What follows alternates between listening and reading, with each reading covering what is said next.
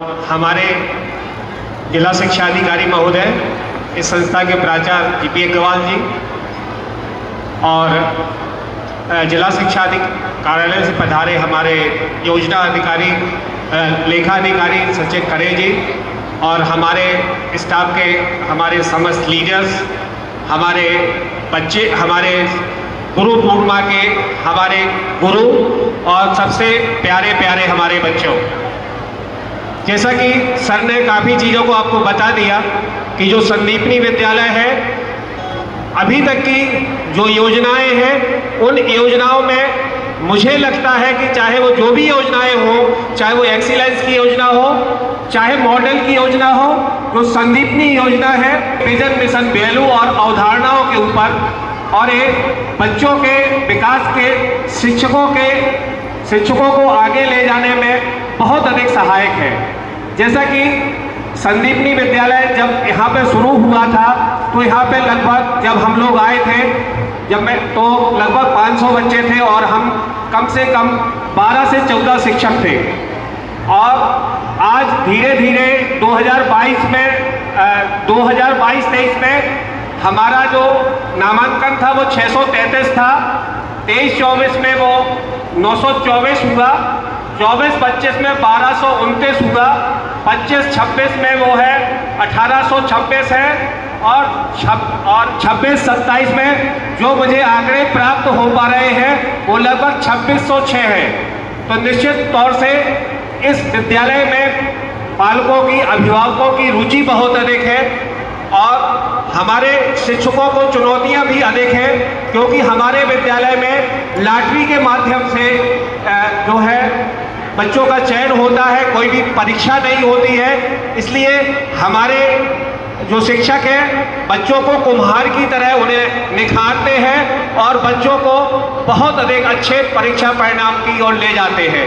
हमने जो परीक्षा परिणाम की महोदय हम बताएं तो 2022 में हमारा जो परीक्षा परिणाम था वो कक्षा 10 का 2022 का वो 90% था और कक्षा 12 का 85% था। 2023-24 में जो हमारा परीक्षा परिणाम था वो 96% था और कक्षा 12वीं का 88% था और 2024-25 में कक्षा 10वीं का परीक्षा परिणाम 100% था और कक्षा 12वीं का परीक्षा परिणाम 95% था। लेकिन इस वर्ष हमारा जो परीक्षा परिणाम है वो 100% दोनों कक्षाओं में है।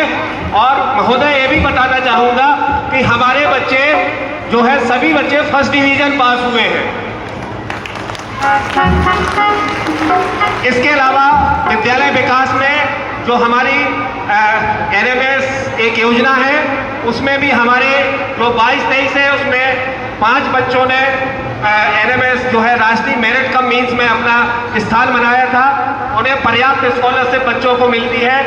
2023-24 में 8 बच्चों ने और 2024-25 में 9 बच्चों ने और 2025-26 में हमारे 15 बच्चों ने जो है राष्ट्रीय मेरिट कम मीन्स में अपने योगदान दिया है।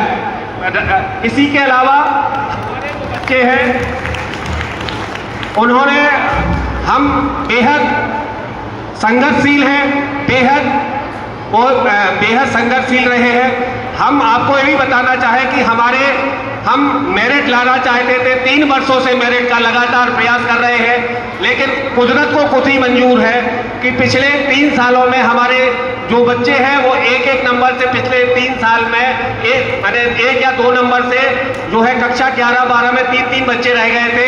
इस वर्ष जो है हमारे 1 या 2 नंबर से मेरिट में आने से हमारे 10-10 बच्चे रह गए। कहीं ना कहीं से हमारे शिक्षकों ने बहुत मेहनत की है, बहुत प्रयास किया है, अथक मेहनत की है और उसके दम पे बहुत अच्छे परिणाम की ओर गए हैं हमारे शिक्षक। लेकिन हमारे शिक्षकों ने अपना संकल्प नहीं छोड़ा है और हमारे शिक्षकों ने इस वर्ष भी संकल्प लिया है कि हम इस वर्ष भी कम से कम 10-10 बच्चों का मेरिट का झंडा गाड़ेंगे। तो इस प्रकार से संदीपनी योजनाएं हैं। हम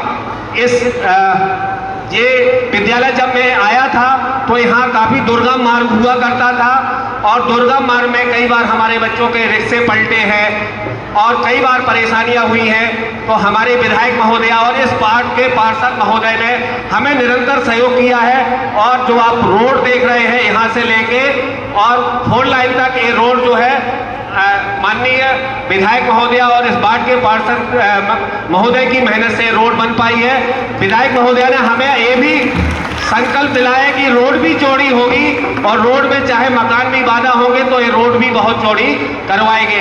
तो आशा है कि हमारा ये अंतिम है कि बहुत सारी बातें हैं, लेकिन अब मैं विधायक महोदय से एक निवेदन करना चाहता हूं कि हमारे विद्यालय को हरित विद्यालय के नाम से आप कैसे भी करवाएं, चाहे वो आप डीएफओ से संपर्क करवाएं, चाहे हमारे कैसे भी करवाएं, हम इस विद्यालय को 1 से 2 वर्ष में हरित विद्यालय बनाना चाहते हैं। तो इसकी योजना इस प्रकार से बनाए कि ये पूरा परिसर पहाड़ी से लेके एक हरित विद्यालय के नाम से जाना जाए।